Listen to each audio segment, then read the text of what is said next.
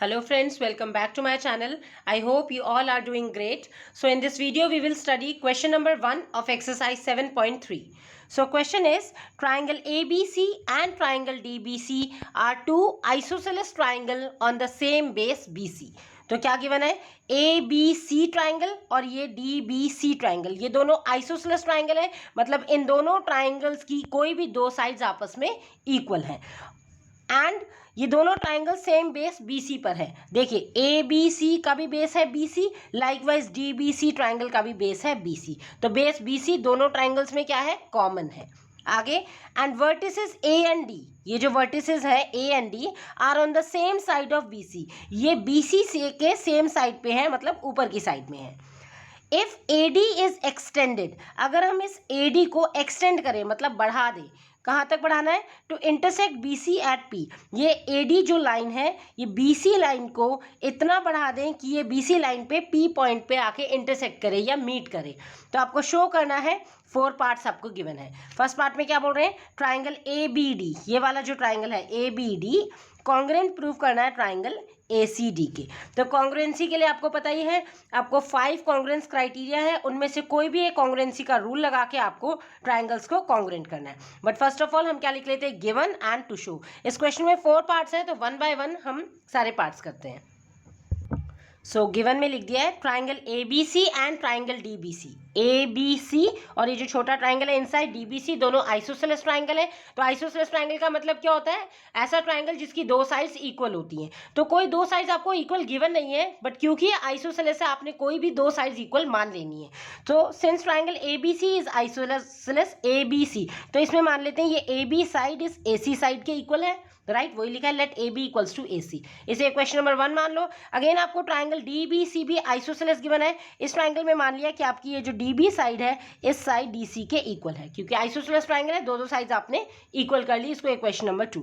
First part में आपको show करना है कि ट्राइंगल ABD कॉन्ग्रुएंट है ट्राइंगल ACD के. तो जो दो ट्राइंगल कॉन्ग्रुएंट करने हैं उनको मैंने हाईलाइट कर लिया अलग अलग कलर से, सो दैट आपको क्लियरली विजिबल हो जाए इन दोनों ट्राइंगल्स पे अब हम क्या क्राइटेरिया अप्लाई करेंगे.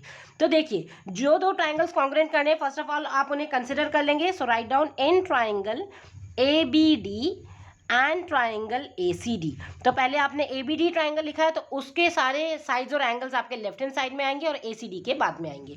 तो ABD, अब देखिए ABD और ACD में सबसे पहले तो आपको गिवन है ABD यानी ब्लू कलर वाले ट्राइंगल की AB साइड रेड कलर वाले ट्राइंगल की AC साइड के इक्वल है, यानी कि AB equal to AC. So AB equals to AC. ये कहाँ से आया, आप लिख सकते हैं फ्रॉम इक्वेशन नंबर 1.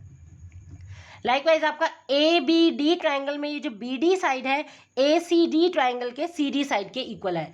अगेन ये आपके पास गिवन में हो गया क्योंकि दोनों आइसोसेलेस ट्राइंगल थे. सो DB इक्वल्स टू DC कहाँ से आया, फ्रॉम इक्वेशन नंबर 2. अब ये दो चीज़ तो आपको गिवन में से ही कर ली. अब आप तीसरी चीज़ क्या लगाएंगे, क्योंकि कॉन्ग्रुएंसी क्राइटेरिया अप्लाई करने के लिए 3 चीज़ें होनी चाहिए. तो अगर आप ध्यान से ऑब्जर्व करो, ABD ट्राइंगल में AD साइड आ रही है, लाइकवाइज ACD ट्राइंगल में भी AD साइड आ रही है. तो AD साइड क्या हो गई, दो कॉमन हो गई दोनों ट्राइंगल्स के लिए. So AD is equals to AD आप क्या ले लेंगे, कॉमन, राइट. अब आप यहाँ पे देख रहे हैं तीनों ही साइड आ रही हैं, ठीक है. ये साइड लिया, ये साइड लिया और ये साइड लिया, तो साइड साइड साइड, ऐसी रेड वाले ट्राइंगल में ये side and then common side. So side side side criteria से ये दोनों ट्राइंगल्स कैसे हो गए, congruent. So triangle ABD congruent हो गया ट्राइंगल ACD के. आपको जरूर मेंशन करना है कौन से कॉन्ग्रुएंसी क्राइटेरिया से, बाय SSS क्राइटेरिया. सो ये हो गया आपके पास फर्स्ट पार्ट. अब सेकंड पार्ट देखते हैं, ट्राइंगल ABP यानी कि ये वाला पूरा जो लेफ्ट साइड का ट्राइंगल है कॉन्ग्रुएंट प्रूफ करना है ट्राइंगल ACP के, ठीक है. सो now right on second part two show. देखिए गिवन जो है वो चारों पार्ट्स के लिए आपका सेम रहेगा, तो आपको गिवन अगेन एंड अगेन नहीं लिखना है, बट जितने भी पार्ट्स आपको गिवन है सभी पार्ट्स के लिए अलग अलग से फिगर बना के उनको हाईलाइट करके आप करें तो ज़्यादा ईजी रहेगा. सो नाउ देखिए सेकेंड पार्ट में हमें क्या शो करना है, ट्राइंगल ABP मतलब ब्लू कलर वाला ट्राइंगल कॉन्ग्रुएंट है ट्राइंगल ACP मीन्स इस रेड कलर वाले ट्राइंगल के. तो हम पहले रफली देख लेते हैं क्या हम क्राइटेरिया अप्लाई करने जा रहे हैं. तो देखिए ABP में ये AB साइड ACP की इस AC साइड के इक्वल है, AB इक्वल टू AC, ये तो आपको गिवन ही है, ठीक है. सेकेंड हम क्या लिख सकते हैं, ABP ट्राइंगल में भी AP साइड आ रही है, लाइकवाइज ACP ट्राइंगल में भी आपकी AP साइड आ रही है. सो ये जो मिडल में AP AP लाइन है, AP साइड है, ये कॉमन है इन दोनों ट्राइंगल्स के लिए, तो AP इक्वल्स टू AP क्या हो जाएगा, कॉमन। ठीक है, ये दो तो चीजें हो गई। अब एक तीसरी चीज आपको और भी चाहिए। अब यहाँ पे देख रहे हैं और चीज कोई आपको इक्वल गिवन नहीं है, क्योंकि ये जो BD है ये सिर्फ इस ट्राइंगल के लिए था, हमने तो ये कंप्लीट ब्लू वाला ट्राइंगल लेना है, ठीक है ना। तो इसमें लिए हमें क्या कर सकते हैं, हम फर्स्ट जो हमने प्रूव किया है कॉन्ग्रेंट, उसकी हेल्प ले सकते हैं। देखिए हमने फर्स्ट पार्ट में प्रूव किया है कि ट्राइंगल ABD कॉन्ग्रेंट है ट्राइंगल ACD के, मतलब ये वाला ABD कॉन्ग्रेंट प्रूव किया था ACD के।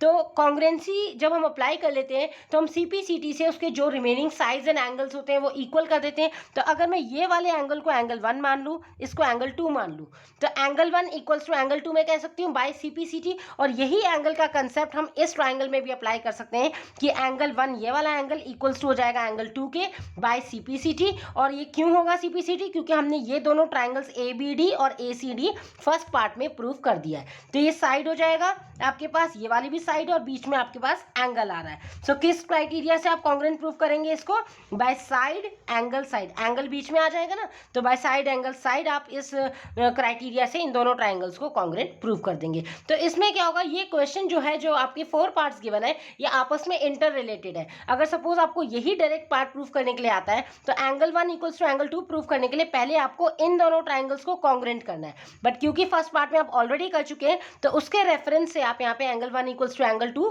का रीजन लिख सकते हैं। Okay, so now write down. ये लिख दिया है। देखिए AB equal to AC, AB equals to AC, ये कहाँ से आया, हमने इक्वेशन नंबर 1 में मान लिया था, क्योंकि आइसोसेलेस ट्राइंगल गिवन है, तो AB equal to AC from equation number 1। AP side दोनों ट्राइंगल्स में कॉमन है, ABP में भी और ACP में भी, so AP equals to AP common. और जैसे आपको बताया कि एंगल 1 इक्वल्स टू एंगल 2, ये हमने नंबरिंग कर लिया एंगल्स की, so angle 1 equals to angle 2 क्यों हो गया, क्योंकि हमने फर्स्ट पार्ट में ट्राइंगल ABD, ये जो ऊपर वाला ट्राइंगल है ABD कॉन्ग्रेंट किया है ACD के। तो अगर ये दोनों ट्राइंगल्स कॉन्ग्रेंट है तो बाय CPCT उसके रिमेनिंग एंगल्स और रिमेनिंग साइड्स इक्वल हो जाएंगे। तो रिमेनिंग एंगल्स में एंगल 1 इक्वल्स टू एंगल 2 ले लिया, but you have to mention the full reason, क्योंकि ये दोनों ट्राइंगल्स कॉन्ग्रेंट है, इसलिए हमने CPCT से corresponding parts of congruent triangle से इन दोनों एंगल्स को इक्वल लिखा है। तो ये साइड हो गया, ये एंगल हो गया, और ये आपकी कॉमन साइड हो गई। तो बाय साइड एंगल साइड कॉन्ग्रेंसी इस रेड वाली ट्राइंगल और ब्लू ट्राइंगल बोथ में, तो ये दोनों ट्राइंगल्स कैसे हो गए, कॉन्ग्रेंट। सो ये हो गया आपके पास सेकेंड पार्ट। अब हम देखते हैं थर्ड पार्ट। तो देखिए थर्ड पार्ट में आपको क्या प्रूफ करना है, AP bisects angle A as well as angle D। ये जो AP लाइन है ये बाइसेक्ट कर रही है, बाइसेक्ट मतलब 2 इक्वल पार्ट्स में डिवाइड कर रही है, किसे, एंगल A को।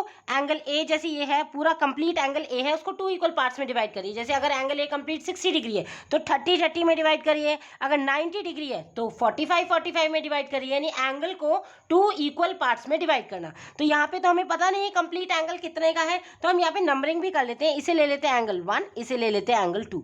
तो ये क्या हो गया, AP बाइसेक्ट कर रही है एंगल A को, यानी कि angle 1 equals to angle 2 prove करके हमें बताना है। और हमें क्या करना है कि as well as angle D, यही AP लाइन एंगल D को भी बाइसेक्ट कर रही है, तो इसको भी अगर हम नंबरिंग कर देते हैं, एंगल D को भी 2 इक्वल पार्ट्स में डिवाइड करिए। Suppose this is angle 3 and this is angle 4।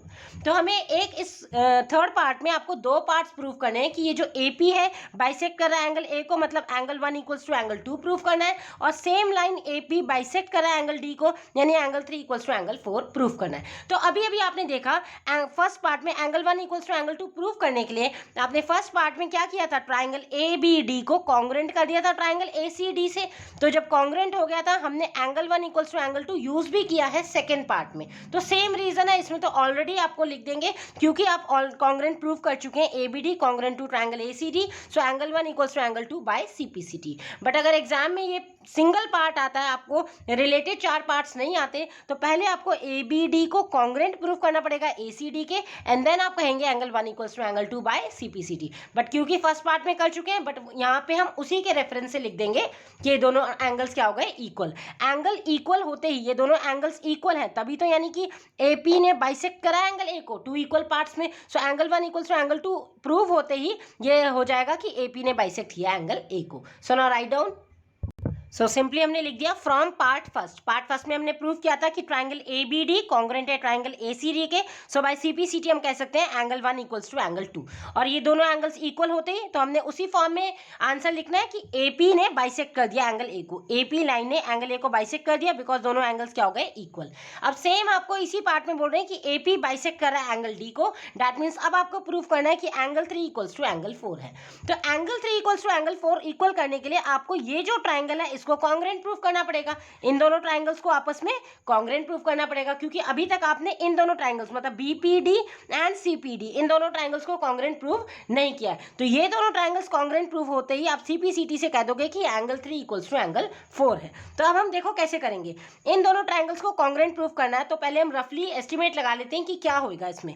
देखो BPD और CPD इन दोनों ट्राइंगल्स में आपके पास देखिए ये BD साइड CD साइड के इक्वल है, क्योंकि आपको गिवन है क्वेश्चन में कि ये ट्राइंगल क्या है आइसोसेलेस ट्राइंगल, तो हमने एज्यूम करा था इक्वेशन नंबर 2 में कि BD side equal to CD है।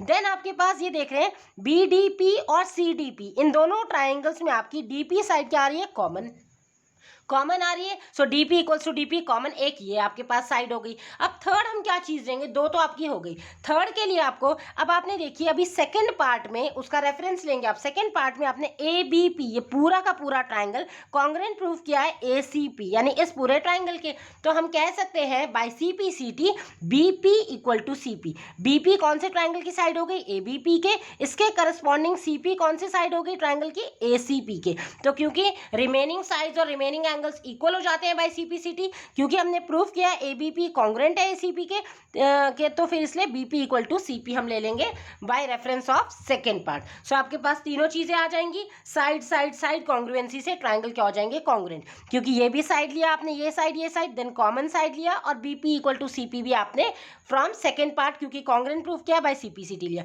सो सिंपली बाय SSS कॉन्ग्रुएंसी आप कह देंगे कि ट्राइंगल BPD कॉन्ग्रेंट हो गया ट्राइंगल CPD के, और कॉन्ग्रेंट होते ही आप कह देंगे एंगल 3 इक्वल्स टू एंगल 4। और जब एंगल्स इक्वल हो गए तो यानी कि ये जो AP लाइन है इसने ये आगे तो बढ़ी है, ये AP लाइन ने एंगल D को भी बाइसेक्ट कर दिया, इक्वल पार्ट्स में डिवाइड कर दिया। अब जो ये सब हमने समझा इसको हम लिख लेते हैं।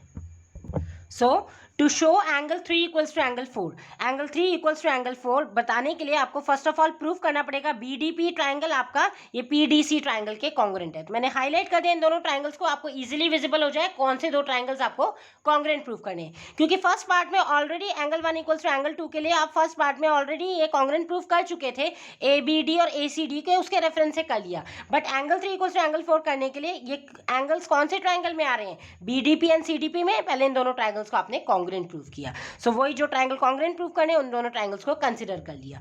तो BD इक्वल टू CD ये गिवन था, या आप लिख सकते हैं from equation number 2 DP equals to DP common है, और जैसे मैंने आपको बताया कि हमने ऑलरेडी सेकंड पार्ट में प्रूफ किया कि ABP कॉन्ग्रेंट है ACP के, सो उसके रिमेनिंग साइड्स और ट्राइंगल एंगल्स कॉन्ग्रेंट इक्वल हो जाएंगे बाय CPCT। सो BP क्या है रिमेनिंग साइड, इसके करस्पॉन्डिंग है CP, तो BP equal to CP। Reference जरूर लिखेंगे, हमने ये कॉन्ग्रेंट किया दोनों ट्राइंगल्स को फ्रॉम सेकंड पार्ट, इसलिए हम CPCT कह सकते हैं कि BP इक्वल टू CP। तीनों आपकी साइड्स आ रही हैं, यहाँ पे देख लेंगे ये साइड है आपके पास, ये कॉमन साइड है, और ये साइड, तो साइड साइड साइड यहाँ पे भी साइड साइड साइड, तो बाय साइड साइड साइड कॉन्ग्रेंसी दोनों ट्राइंगल्स कॉन्ग्रेंट हो गए। कॉन्ग्रेंट प्रूव होते ही आपने इसके रिमेनिंग एंगल्स इक्वल कर दिए, रिमेनिंग एंगल 3 इक्वल हो गया करस्पॉन्डिंग एंगल 4 के, और दोनों एंगल जब इक्वल हो जाए प्रूव तो हम क्या कह सकते हैं कि ये जो AP लाइन है इसने D एंगल को इक्वल 2 पार्ट्स में डिवाइड कर दिया, क्योंकि हमने इन दोनों एंगल्स को इक्वल प्रूफ कर दिया। सो बहुत इजी है, बहुत सिंपल है, आपको बस ट्रायंगल कॉन्ग्रुएंसी के कंसेप्ट समझ में आना चाहिए।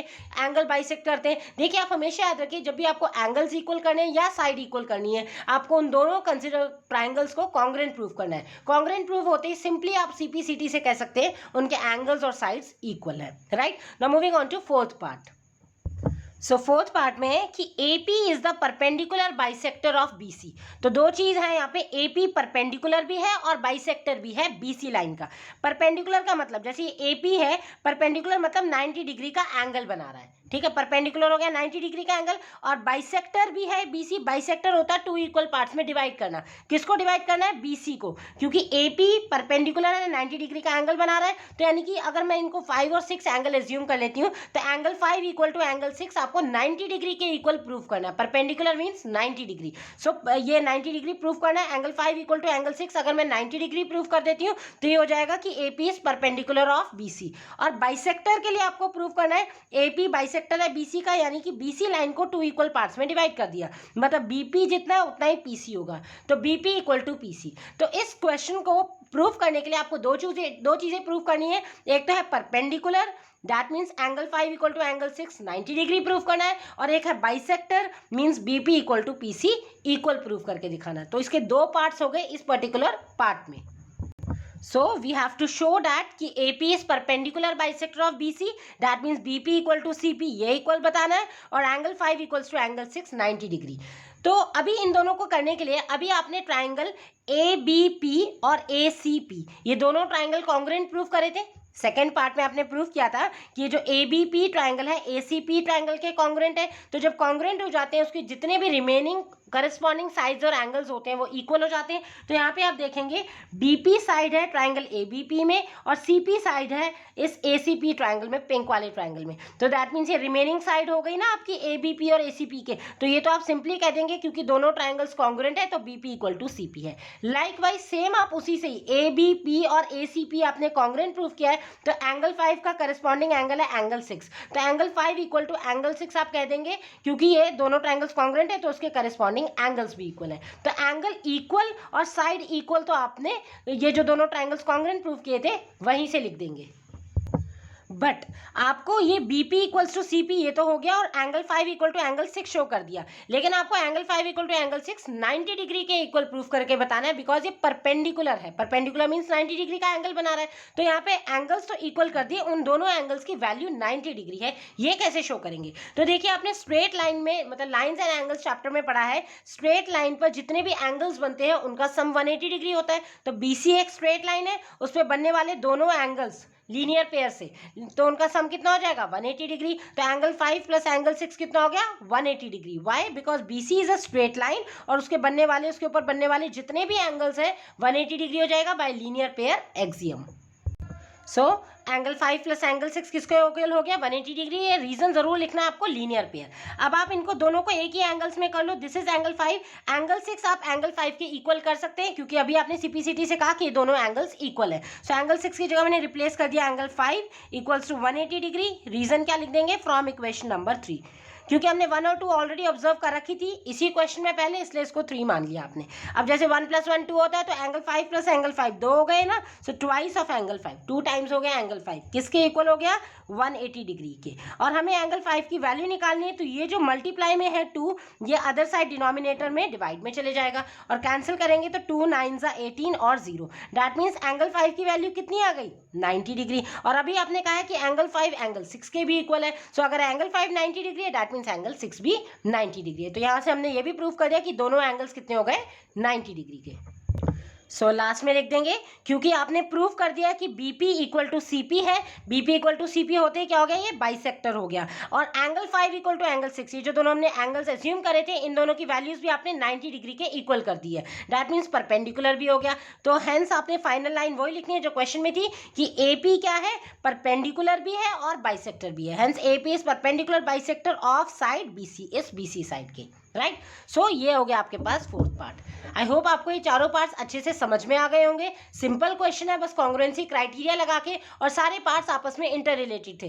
थर्ड पार्ट का आपने सेकंड के रेफरेंस से किया, सेकंड को फर्स्ट के रेफरेंस से किया, लाइकवाइज फोर्थ को भी आपने फर्स्ट के रेफरेंस से किया। और सारे अगर आपको स्टेटमेंट थ्योरम अच्छे से याद है then it is very easy question also. So practice it properly and still आपको कोई डाउट आ रहा है तो प्लीज कमेंट बॉक्स में कमेंट करें। And guys if you find my content helpful please like share and subscribe the channel also. Thanks for watching.